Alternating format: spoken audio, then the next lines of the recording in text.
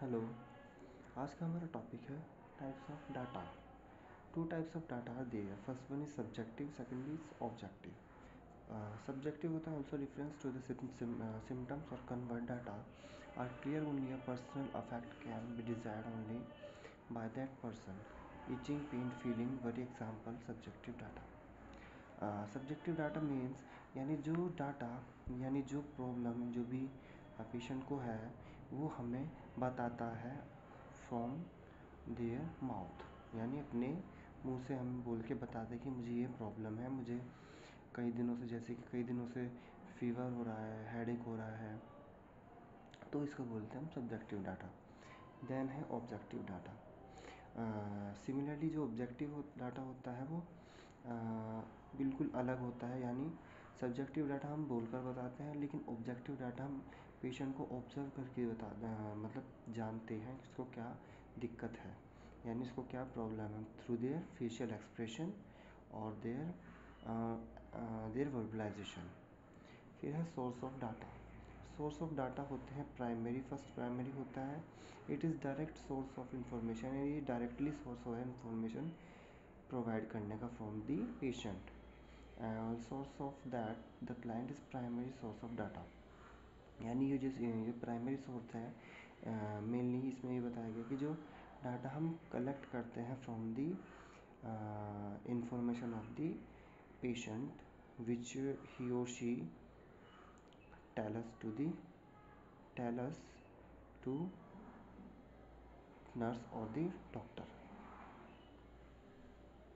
फिर secondary, it is an indirect source of information all the sources then a client consider secondary source, यानी ये secondary source जो होता है इसमें ये बताया गया है कि जो भी डाटा हम कलेक्ट करें, मतलब डाटा नहीं जिसे बोलते हैं, जो भी हमें उस पेशेंट की डिज़ीज़ या फिर कोई भी कंडीशन हमें पता करनी है वो हम कैसे पता करते हैं। जैसे कि फैमिली मेम्बर से हम उनकी हिस्ट्री जानते हैं, हेल्थ केयर प्रोफेशन और डायग्नोस्टिक टेस्ट हो गया, लेबोरेटरी टेस्ट हो गया, तो ये सेकेंडरी सोर्स में आता है। फिर है method of data collection.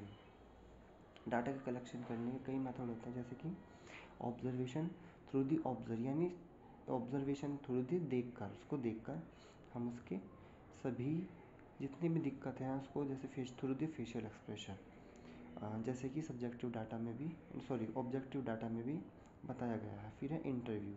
N interview is plan communication और a conversation with a process. Interview एक तरीके का प्रोसेस है विच इज़ प्री प्लान होता है। देन इसमें टू टाइप्स के होता है इंटरव्यू, जो डायरेक्ट और सेकेंड है stage of an interview. Direct is highly structured and directly asked the question, and इसमें डायरेक्टली क्वेश्चन हम पूछते हैं पेशेंट से। An interview has three major part होते हैं इंटरव्यू के। The opening of introduction, body और डेवलपमेंट और क्लोजिंग, यानी ओपनिंग कैसे करते हैं, डेवलपमेंट उसका मतलब कैसे हम उसको प्रोग्रेस में लाते हैं, और फिर क्लोजिंग उसको क्लोज कैसे करना है। फिर examination. The physical examination is the systematic data collection method of detect health problem. To conduct the examination, nurse use technique in inspection, palpation, percussion और auscultation. assessment 4 टाइप्स के होते हैं, जैसे कि इंस्पेक्शन देखकर, पाल्पेशन पाल्पेट करके, through the hand, percussion through the percussion hammer, auscultate through the stethoscope. फिर organisation of data. The nurse use a formal that organise the assessment data systematically. Organisation data होता है कि systematic process होती है इन दी providing the information from the patient. फिर है validation of data. The information gathered during the assessment is double checked or verified is accurate और complete, यानी validate यानी जो information हमें पेशेंट दे रहा है वो वैलिड है या नहीं है, हम इसे बार बार चेक करेंगे और कंफर्म करेंगे वो कंप्लीट या फिर एक्यूरेट है।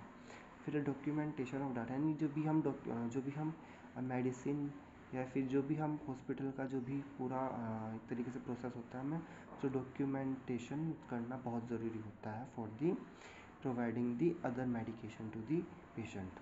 फिर है डायग्नोसिस, हम कैसे पता करेंगे। It is the second phase of nursing process. In this phase nurse use critical thinking to interpret the assessment और आइडेंटिफिकल प्रॉब्लम। यानी डायग्नोसिस ये होता है, इसमें क्रिटिकल थिंकिंग यूज़ होती है। जो जैसे पेशेंट आता है तो हम उसी वक्त उसको हम जो भी अपना बेस्ट केयर दे सकते हैं वो हमें देनी है। इसको हम क्रिटिकल थिंकिंग भी बोलते हैं।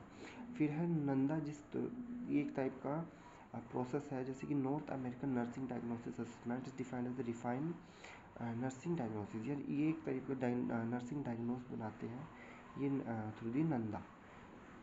फिर है definition, the official definition of Nanda is nursing diagnosis, a clinical judgment concerning a human response to health condition, life process or vulnerability for that response by an individual, family, group of or community।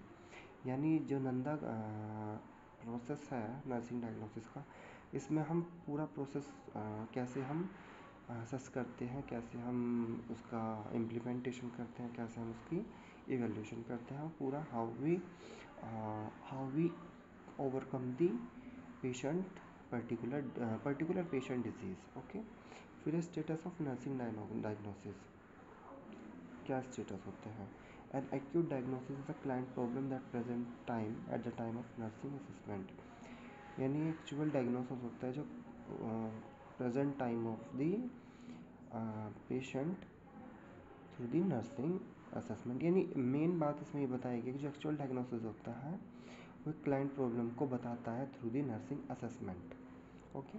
फिर a health promotion diagnosis related to client preparedness to improve their health condition. यानी इसमें जो भी client होती है उसको prepare होना पड़ता है for improving their health condition. फिर है risk nursing diagnosis is a clinical judgement that problem does not exist but the presence of risk factor indicates the problem many develop if adequate care is not given। अगर risk यानी risk nursing diagnose एक तरीका judgement होता है जिसमें problem नहीं होती, exist नहीं करती, but their presence of risk factor, लेकिन उसके रिस्क फैक्टर हमें दिखाई देते हैं। It indicate problem and developing adequate care is not given if, अगर हम उसको एडुकेट केयर की प्रोवाइड नहीं करते हैं पेशेंट को। तो आज की इस वीडियो में हमने पढ़ा what is the types of data. Okay. तो नेक्स्ट वीडियो में हम पढ़ेंगे फॉर्मुलेटिंग ऑफ दी डाटा, यानी हम कैसे पेशेंट की डिजीज़ को पहचानते हैं और कैसे वो हो रही है और कैसे हम उसको केयर कर सकते हैं।